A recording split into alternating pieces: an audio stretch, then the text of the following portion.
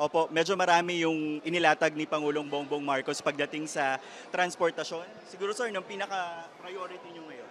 Unang-una, talagang nakakapanindig balahibo, no, yung sona ng ating Pangulo. Napakatapang, napakaklaro, at napakamakatao. No? Talagang nakita mo yung puso ng Pangulo, talagang gusto niyang matulungan yung mga kababayan natin araw-araw. At kasama na dyan, syempre, yung ating mga commuters. So, ang sabi ng Pangulo, papaspasan natin yung mga malalaking proyekto, ito ang magiging pangmatagalan na solusyon. Pero yung mga magigit na bagay na napag-iwanan o hindi napansin masyado ng mga nakaraang taon, kailangan pansinin natin. Kasama dyan yung pagtatanggal ng mga pila, yung ating mga libreng sakay, yung papaandar na natin ng mga dagan train, at ito nga nakaka-excite, yung love bus.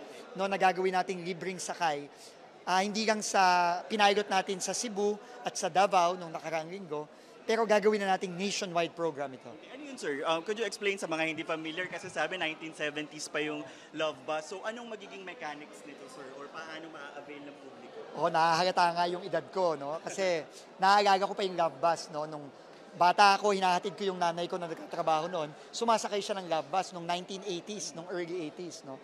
At ang gusto ng Pangulo lang talaga, kahit paano matulungan natin yung mga kababayan natin. So we will be studying and formulating a plan na magkakaroon tayo ng nationwide libreng sakay program para sa ating mga commuters, no? At syempre, tatawagin natin yung love bus. At napaka-appropriate ng pangalan kasi ito talaga pagmamahal na ibinibigay ng ating Pangulo para sa ating mga commuter. Ito ba sir parang point to point din? Ganun ba? Ganun ba siya yung parang point to point? Ang gagawin natin, kamukha nung ginawa natin sa Cebu, meron tayong rota na ilinibre.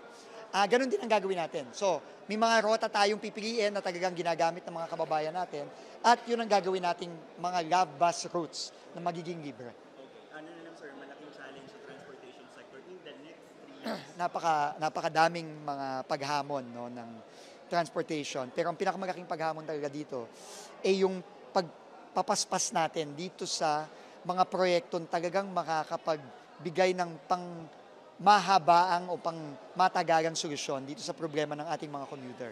Yung ating subway, yung ating North-South Commuter Rail, yung ating Cebu BRT.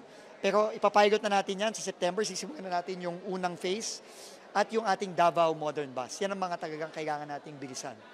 At yung iba medyo pwedeng after Marcos term pa sir? Pwedeng after na. Yung subway, hindi naman natin yan matatapos ng buo. Pero kahit na mga 2 at 3 stasyon lang, tingin ko kaya natin. Secretary Vince, thank you so much for your time. Thank you sir.